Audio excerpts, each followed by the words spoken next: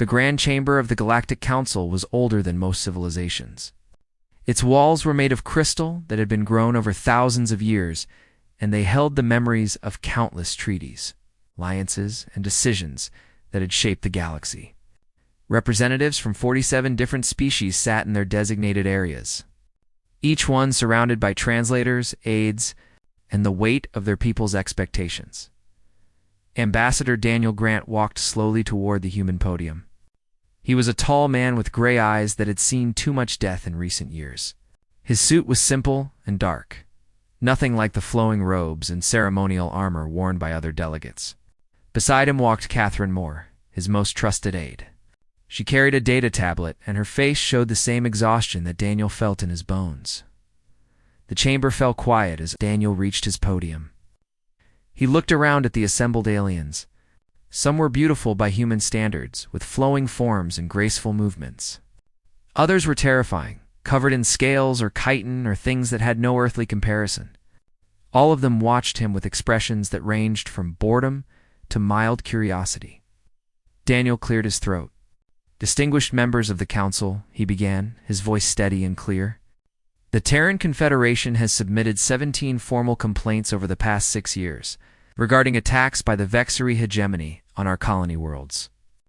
17 times we have come before this body and asked for help. 17 times. We have presented evidence of raids, of murders, of entire settlements burned to ash." He paused, letting the words hang in the air. 17 times. This council has voted to table the matter for further discussion. High Arbiter Zoltik shifted in his elevated seat at the center of the chamber. He was an impressive being, standing nearly 3 meters tall, with iridescent scales that shifted color with his mood. 4 segmented arms emerged from his torso, each one capable of independent movement. He had led the council for over 200 years, and in that time, he had grown accustomed to species coming before him with complaints. "Ambassador Grant," Zoltik said, his voice carrying through the chamber's perfect acoustics, "the Council understands your concerns. We truly do. However, the Vexery hegemony has characterized these incidents as simple border disputes.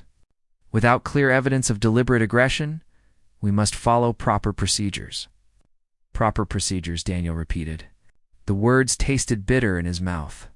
"Tell me, Arbiter, what is the proper procedure for telling a mother that her children were killed while the galaxy's greatest governing body debated semantics?"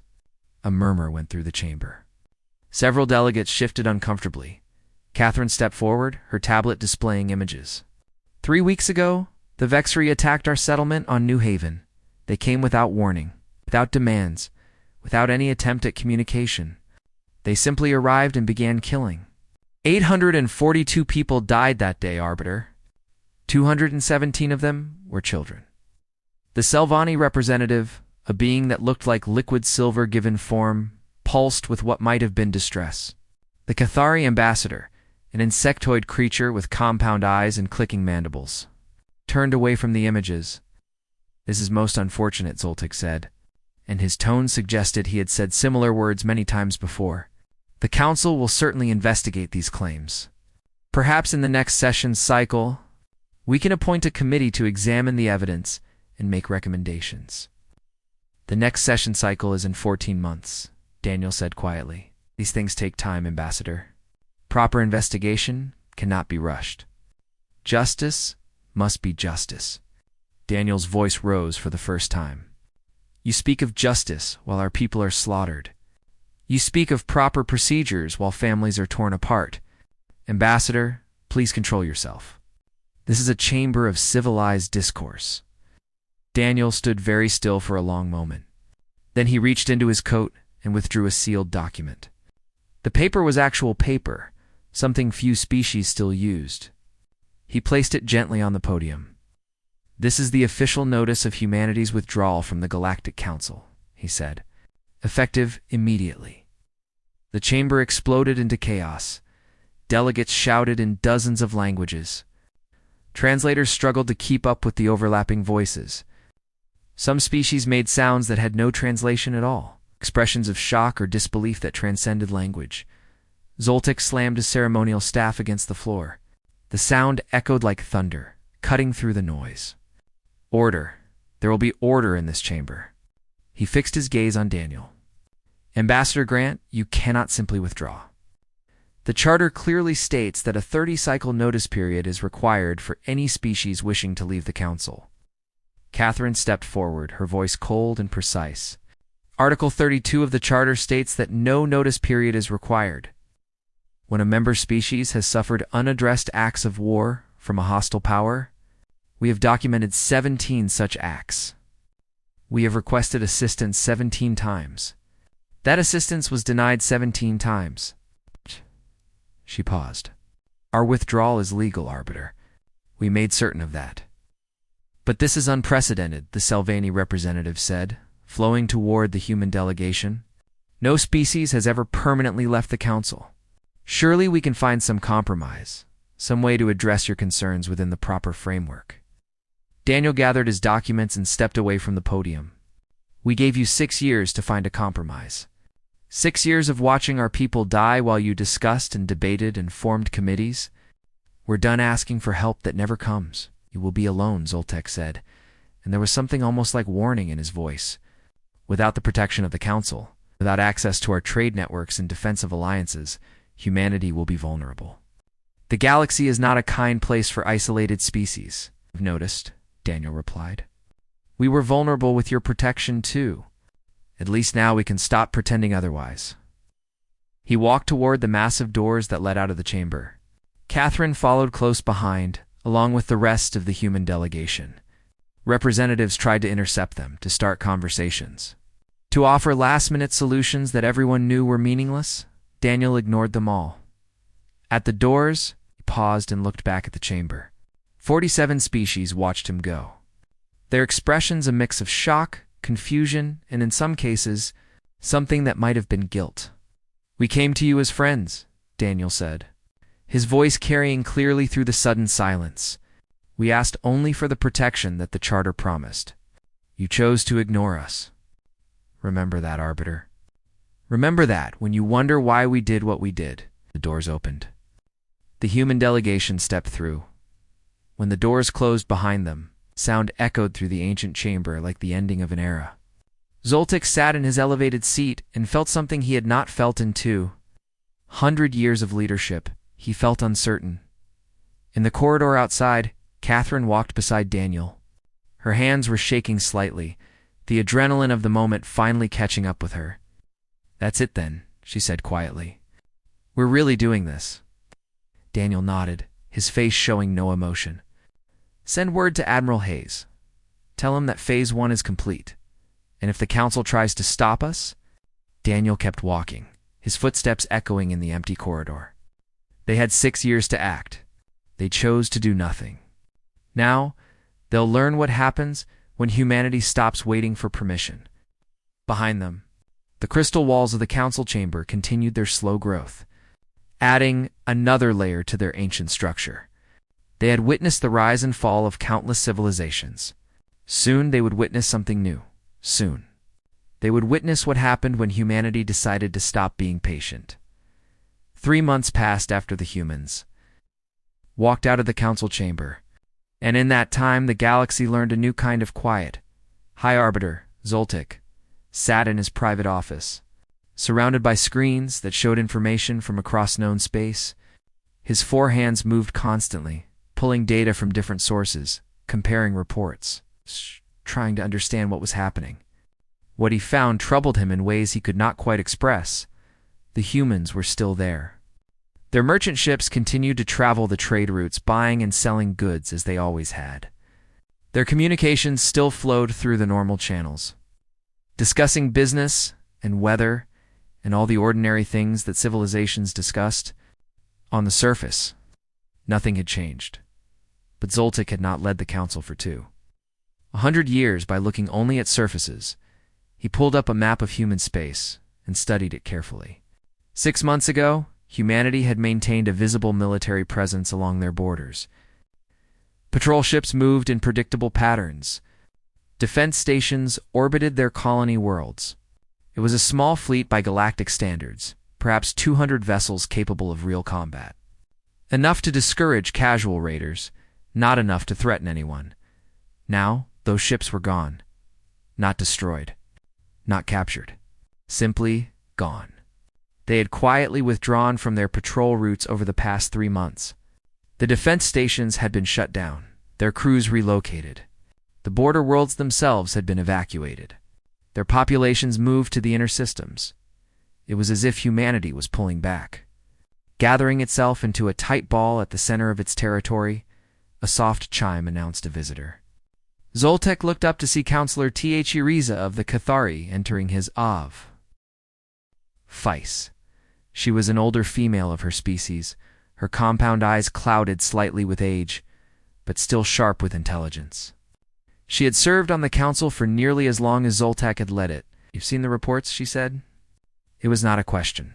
"I have." Zoltek gestured to an empty chair. "What do your intelligence networks say?" Tressa settled into the seat, her mandibles clicking softly as she gathered her thoughts. "They say very little, which is itself concerning.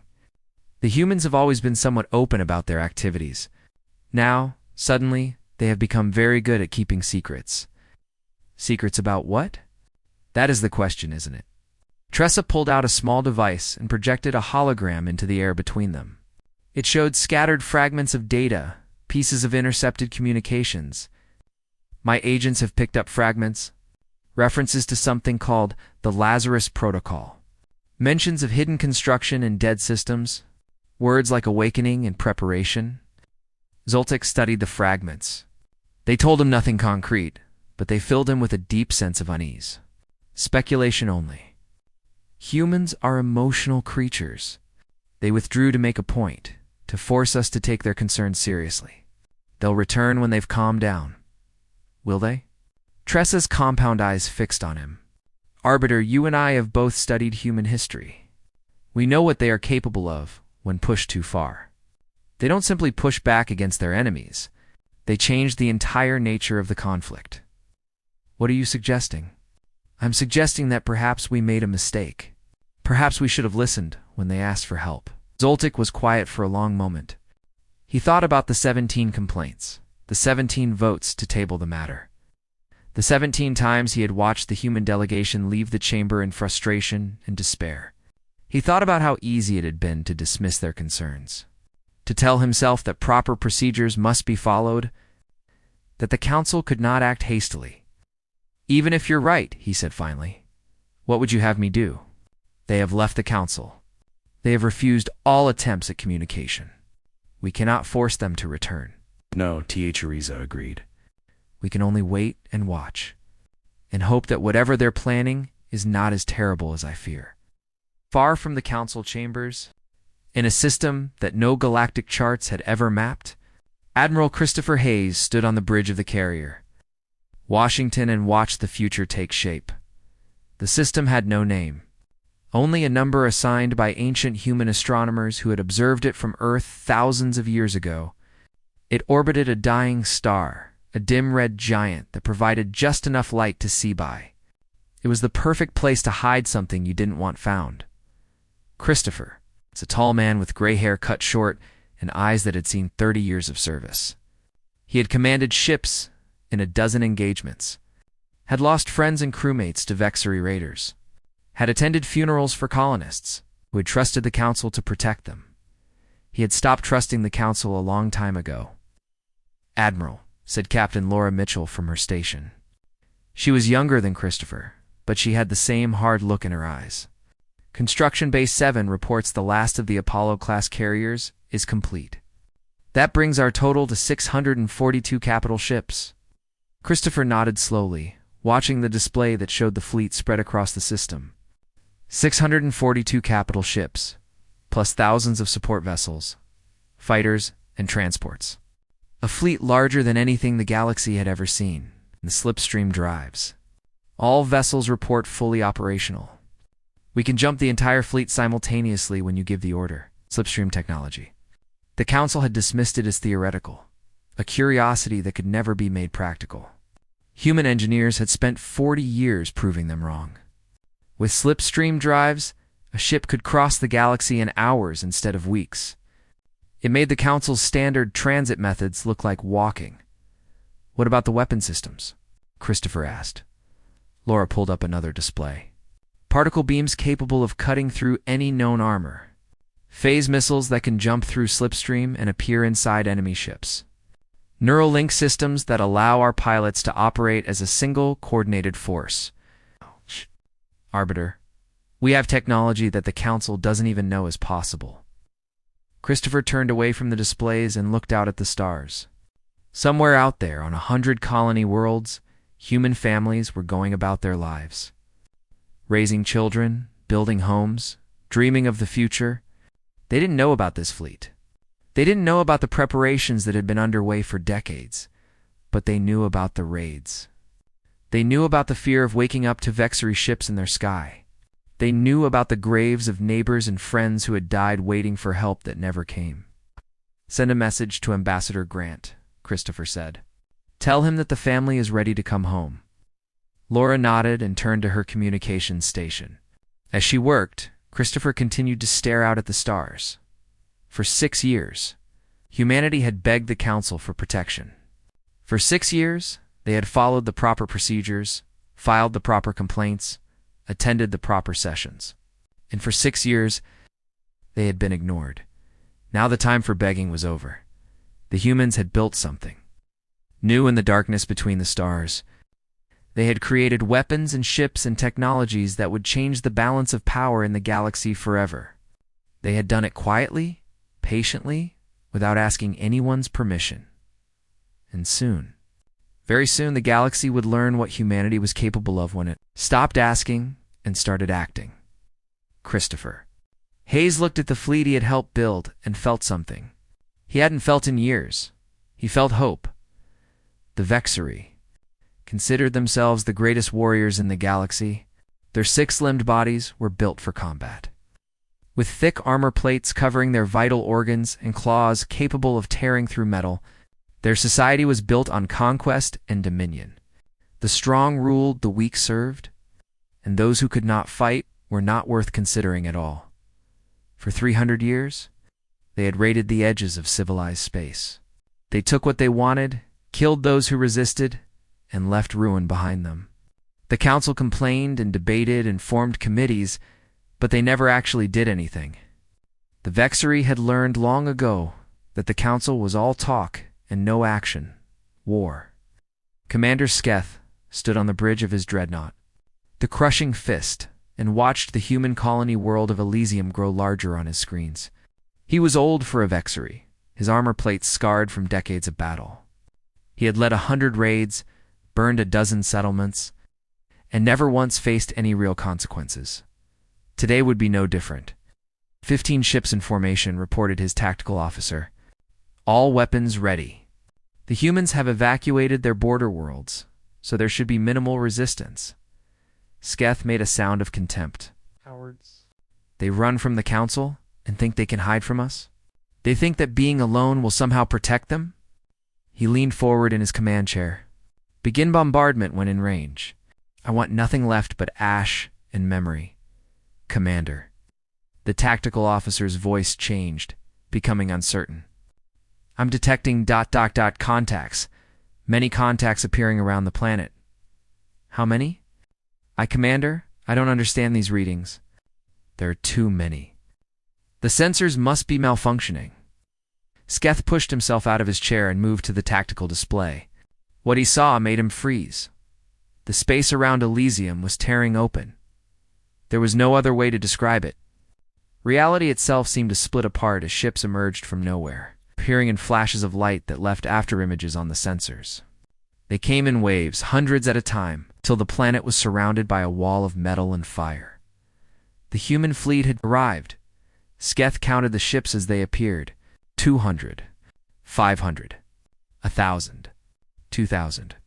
The numbers kept climbing until his tactical display simply gave up trying to count them and displayed a single word. Overwhelming. A communication signal cut through all frequencies, broadcast on every channel simultaneously. A human voice spoke, calm and clear. Vexery Fleet. This is Admiral Christopher Hayes of the Terran Defense Force. You have entered sovereign human space with hostile intent. You have 30 seconds to power down your weapons and surrender. This is your only warning. For a moment, no one on the bridge of the crushing fist moved. They stared at the display, at the impossible fleet that had appeared from nowhere, at the ships that were already moving into attack formation. This is a trick, Sketh growled. Some kind of hologram or sensor manipulation. No species could build a fleet this size without anyone knowing. He turned to his weapons officer. Fire everything. Show them what real warriors can do. The Vexery ships opened fire. Plasma cannons sent streams of superheated matter toward the human fleet. Missile pods emptied themselves in massive volleys. Energy beams lanced out at the speed of light. The attacks struck the human shields and simply ... stopped. Sketh watched in disbelief as weapons that could crack. Asteroids splashed harmlessly against the human defenses. The shields didn't flicker, didn't strain, didn't show any sign that they were even being tested. That's impossible, the tactical officer whispered.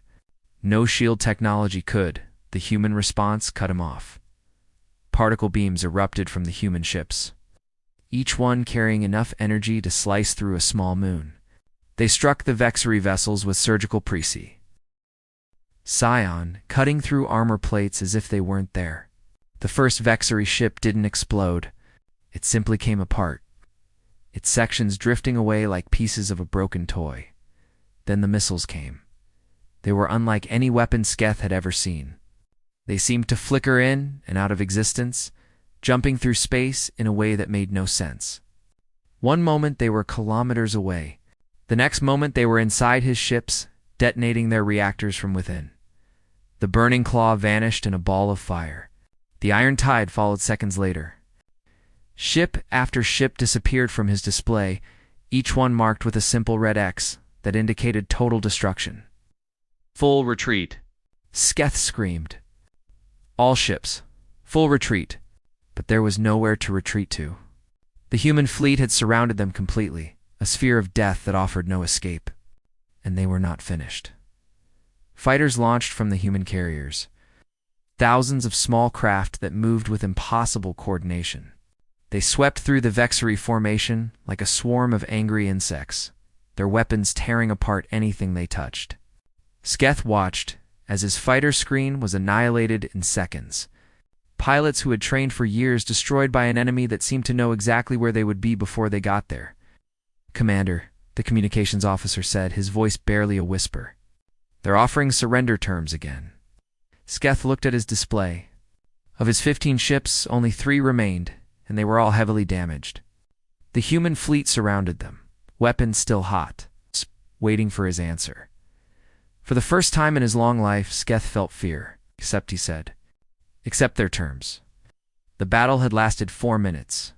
On the bridge of the carrier Washington, Admiral Christopher Hayes watched as the surviving Vexery ships powered down their weapons and waited for boarding parties. Around him, his crew worked efficiently, processing data and coordinating the fleet's movements. Casualties? He asked. None, Admiral Laura reported. The Vexery weapons never penetrated our shields. Our fighter losses were 0. Christopher nodded slowly. He should have felt satisfaction, perhaps even joy. For years he had dreamed of this moment, finally striking back against the creatures that had killed so many of his people. But all he felt was a cold, quiet resolve. Send a message to the Vexery hegemony, he said. Tell them that their raiding fleet has been destroyed and their commander has been captured. Tell them that Elysium was just the beginning. He paused, his gray eyes hard.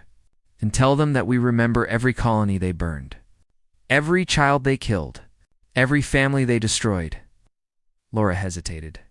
Sir, that sounds like a declaration of war. It is. Christopher turned to face her. The Council had 300 years to stop the Vexery. 300 years to protect the innocent. They chose to do nothing. He looked back at the display, at the broken remnants of the Vexery fleet. We won't make the same choice. What are your orders? Contact the rest of the fleet. Tell them to begin Phase 2. Christopher sat back in his command chair. The Vexery were just the first. The Vex Syndicate, the Corvin Pirates. Every raider and slaver who thought they could prey on the weak without consequences. They're all going to learn the same lesson. And what lesson is that, sir? Christopher smiled, and there was no warmth in it. That humanity is done asking for permission. News of the battle at Elysium spread through the galaxy faster than any ship could travel. Within hours, every species with access to interstellar communication knew what had happened. A Vexery raiding fleet, the terror of 100 worlds, had been destroyed in minutes by a human force that shouldn't have existed. The Council called an emergency session. Delegates who had been spread across the galaxy rushed back to the ancient chamber, their faces showing various expressions of shock, fear, and confusion. When they took their seats, the mood was nothing like the casual boredom that usually filled these gatherings. High Arbiter Zoltek stood at his podium, his scales shifting through colors that indicated deep distress. He had not slept since receiving the first reports. He had spent the night reviewing intelligence data, trying to understand how humanity had built a fleet of thousands of ships without anyone noticing. He still didn't have an answer. "Distinguished members of the Council," he began, his voice heavy. "You have all received the reports from Elysium. A human fleet of unprecedented size appeared from nowhere and destroyed a Vexery force in minutes. We are here to discuss the implications of this development." Implications? The voice came from the Cathari section. Counselor Tressa rose from her seat, her compound eyes fixed on the Arbiter. "The implications are clear enough. We ignored humanity's pleas for help, and now they have built a military force capable of challenging any power in the galaxy. We created this situation, Arbiter. We have no one to blame but ourselves." "That is not helpful," Zoltek replied. "We need to focus on how to respond, not on assigning blame." Oh. "How can we respond?" The Selvani representative rippled with agitation. "Our intelligence indicated human military capabilities were minimal. A few hundred ships, defensive technology only. Instead, they have thousands of vessels with weapons and shields beyond anything in our databases. They have faster-than-light technology that makes our standard drives look primitive. Then our intelligence was wrong." Howard. "Our intelligence was not wrong," T.A. Teresa said sharply. "It was deceived. The humans showed us exactly what they wanted us to see. They played the role of a weak, struggling species that needed the Council's protection. And while we debated and formed committees, they were building in secret. Shipyards hidden in dead systems. Research facilities in places we never thought to look. They spent decades preparing for this moment." The chamber fell silent as the weight of her words sank in. Zoltek gripped his ceremonial staff tightly. "We must respond. Form a coalition. Show the humans that the Council will not tolerate this kind of aggressive action." "What aggressive action?" The question came from the Selvani. "They defended themselves against raiders that we refused to stop. They attacked a fleet that was on its way to burn one of their colonies. What precisely is our grievance? That they protected their own people when we wouldn't?" Before Zoltek could answer, an aide rushed into the chamber and handed him a data tablet. He read it, and his scales went pale. "There's more," he said quietly. "While we've been talking, the humans have struck again. The Vex Syndicate's main base has been captured. All their ships have been destroyed or seized." A murmur went through the chamber. The Vex Syndicate had plagued trade routes for 2 centuries. Countless council sessions had been devoted to discussing the problem. No solution had ever been implemented. The humans had solved it in a single day. Over the following weeks, reports kept coming. The Corvin pirate kingdoms, which had enslaved tens of thousands of beings from a dozen species, found their stations surrounded by human warships. Some fought. Those who fought were destroyed. Those who surrendered were arrested, and their prisoners freed. The Nightfall Cartel, which had dealt in weapons and drugs and worse things, was dismantled piece by piece. Their hidden bases were found and captured. Their leaders were brought before human courts and sentenced to prison. Every raider, every slaver, every criminal organization that had operated in the shadows for centuries found themselves facing a force they could not fight, could not bribe, could not negotiate with. The humans came with overwhelming power and a simple message. Humanity remembers. Humanity protects. Those who prey on the innocent will find no mercy. 6 months after Elysium, Ambassador Daniel Grant returned to the council chamber. He did not come alone. 6 Marines in powered armor walked beside him, their weapons visible but not drawn. They were a reminder, a statement, message that could not be misunderstood. The chamber fell silent as Daniel walked to what had once been the human podium. He stood there for a moment, looking around at the assembled delegates. "I'm not here to rejoin the council," he said. "I'm here to inform you of the new reality." Zoltek leaned forward. "Ambassador Grant, this is highly irregular. If you wish to address the council, you must submit a formal request through proper channels." "Oh, I'm not asking permission, Arbiter. I'm telling you what's going to happen." Daniel's voice was calm, but there was steel beneath it. "Humanity is establishing a protected zone. Any species within that zone will receive our full protection. Raiders will be stopped. Slavers will be captured. Pirates will be hunted down. In exchange, species that join the zone agree to follow our laws. No slavery. No raiding. No wars of conquest. Can't simply dictate terms to the galaxy," a delegate shouted from somewhere in the chamber. "We're not dictating anything," Daniel replied. "We're offering. Any species that wants our protection needs only to ask. Those who don't are free to continue as they always have." He paused. "Though I would advise any raiders to find a new profession." "This is unacceptable," Zoltek said. "The Council has maintained peace in this galaxy for 12,000 years. We will not stand by while humanity creates a rival power structure." Daniel looked at him for a long moment. When he spoke, his voice was quiet but clear. 12,000 years, he repeated. "That's a long time, Arbiter. Long enough to build a truly great civilization. Long enough to create a galaxy where no one has to fear being enslaved or murdered or destroyed." He shook his head slowly. "Instead, you built a talking shop. A place where species come to complain, and nothing ever changes. The Vexery raided for 300 years under your watch. The Vex preyed on travelers for 2 centuries. How many billions of beings suffered while you debated proper procedures?"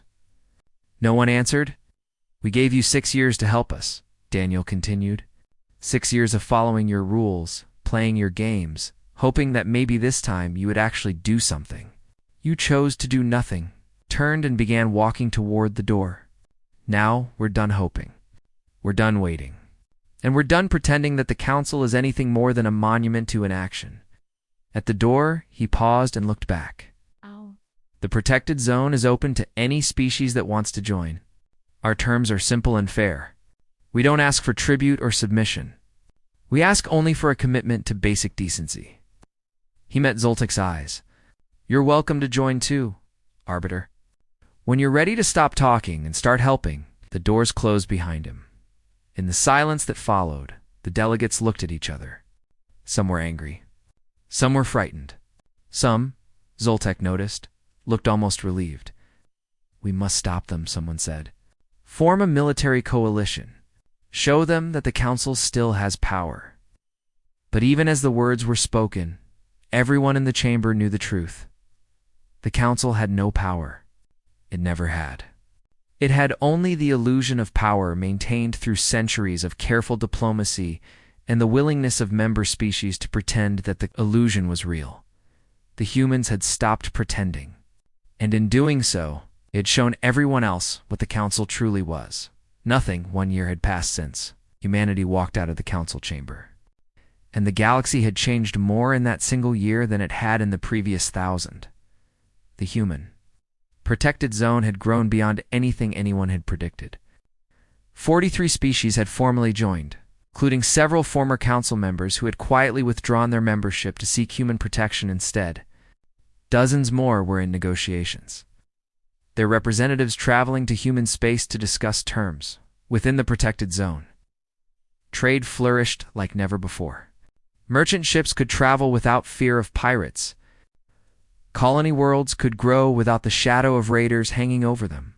Families could raise children knowing that someone would actually come if they called for help. The change was most visible on the border worlds, the places that had once been too dangerous for civilized life. Now, they were growing, building, becoming something new. Settlements that had been abandoned for generations were being reclaimed. Stations that had been stripped by raiders were being rebuilt, and everywhere. There was hope. High Arbiter Zoltik sat alone in his office, surrounded by reports that documented the Council's decline. Member species were leaving at a rate of 2 or 3 per month. Those who remained attended sessions less frequently, their attention focused on more pressing concerns. The ancient chamber that had once hosted the most important discussions in the galaxy now felt empty and forgotten. The projections on his screens were clear. In another decade, the Council would be irrelevant. In 2, it would likely cease to exist entirely. 12,000 years of history, coming to an end because of decisions made in a few short years because of decisions he had made. A chime announced a visitor. Zoltik looked up to see Daniel Grant standing in his doorway, alone this time without Marines or aides. Ambassador Zoltik said. His voice sounded tired even to his own ears. Have you come to witness the end of our empire? No. Daniel walked into the office and settled into a chair across from the ancient arbiter. I've come to explain something. You asked me once years ago why humans were so impatient. Why we couldn't simply wait for the Council's processes to work, I remember. Zoltik turned to face him fully. You said that your people were dying while we debated. That's part of it. But there's something deeper. Daniel leaned forward, his gray eyes meeting Zoltek's gaze. Humans understand something that most long-lived species don't. Time is not neutral. It's not a resource that can be spent without cost. I don't understand. Every moment that you spend debating whether to act, the situation is changing. Usually getting worse. Daniel spread his hands. While you formed committees to discuss the Vexery raids, more people died. While you debated proper procedures, more colonies were destroyed. While you waited for consensus, entire generations lived and died under the shadow of fear. Zoltik was silent for a long moment. We believed that stability was the highest good, that preventing large-scale conflicts was worth accepting smaller injustices. And maybe that made sense once. Maybe in the beginning, when the Council was new and the galaxy was recovering from ancient wars, stability was enough. Daniel shook his head. But you got comfortable? You stopped asking whether your stability was just and started assuming that anything stable must be good. You told yourselves that the raiders and slavers were acceptable because they didn't threaten the big picture. We were wrong, yes. Daniel's voice was not unkind. You were wrong. And the price of that mistake was paid by billions of beings who never asked to be sacrificed on the altar of your stability. Zoltik's scales had gone pale. He looked at the reports on his screens, at the numbers that documented humanity's expansion and the Council's decline. Ow. What happens now? He asked. Daniel stood and walked to the window that overlooked the ancient chamber. Outside, the crystal walls continued their slow growth, adding another layer to their 12,000-year history. Now you have a choice, he said. The same choice you've always had? Really. You can continue as you always have. Keep holding sessions, keep debating, keep pretending that your procedures matter. The galaxy will move on without you, and eventually the Council will fade into history. Or you can change. Daniel turned back to face him. Actually change. Not just adjust your procedures or reform your committees. Fundamentally rethink what you're for. Ask yourself, does this institution exist to maintain its own power, or does it exist to help people? You make it sound simple. It's not simple. It's incredibly hard. It means giving up the comfortable illusion that doing nothing is the same as doing no harm. Daniel moved toward the door. But you could do it. The Council has resources, relationships, knowledge that took thousands of years to build. You could use those things to actually help people, if you chose to. And if we do, will humanity return to the Council? Daniel paused at the door. Maybe in time. But that shouldn't be why you do it. He met Zoltik's eyes one final time. You should do it because it's right. Because somewhere out there, right now, someone is suffering and waiting for help. And every moment you spend debating whether to act is a moment they spend in pain. He walked out of the office without looking back. Zoltek sat alone in the gathering darkness. The screens around him glowed with data, with reports, with the slow documentation of the Council's decline. He thought about everything he had seen in 200 years of leadership. The treaties signed, the wars prevented, the stability maintained. He thought about the 17 complaints from humanity, the 17 votes to table the matter, the 17 times he had told himself that proper procedures must be followed. He thought about the children of New Haven. Outside his window, the stars were appearing as the station rotated away from the local sun. Countless points of light, each one representing a world full of beings living their lives, hoping for a future, trusting that someone somewhere would protect them if they needed help. For 12,000 years, the Council had claimed to be that protection. For 12,000 years. They had gathered in their ancient chamber and congratulated themselves on the peace they had maintained, and for 12,000 years, they had failed the very people they claimed to serve. Zoltek reached out and touched one of his screens. It displayed the latest reports from the protected zone. Trade increasing. Crime decreasing. Populations growing. Hope spreading. The humans had done in 1 year what the Council had failed to do in 12 millennia. Not because they were stronger or smarter or better, but because they had decided to actually do something. Zoltek thought about Daniel's words, about time not being neutral, about every moment of an action being a choice with consequences. He thought about how easy it would be to keep doing what he had always done, to hold another session, form another committee, wait for another consensus that would never come. And he thought about what it would mean to actually change. Outside, the stars continued their eternal dance, indifferent to the empires that rose and fell beneath them. But in one small office, in one ancient station, an old arbiter made a decision. He reached for his communicator and began to call an emergency session, not to discuss procedures or form committees. To propose something different, it was probably too late. The Council had lost too much credibility, too many members, too many chances. The humans had shown the galaxy a better way, and most species were already following them. But maybe, just maybe, it wasn't too late to try. Daniel Grant had been right about one thing. Doing nothing was also a choice. And Zoltek had spent 200 years making that choice without realizing what it cost. He wouldn't make that choice again. The humans had walked out because the Council had failed them. Because 12,000 years of stability had become 12,000 years of excuse for doing nothing.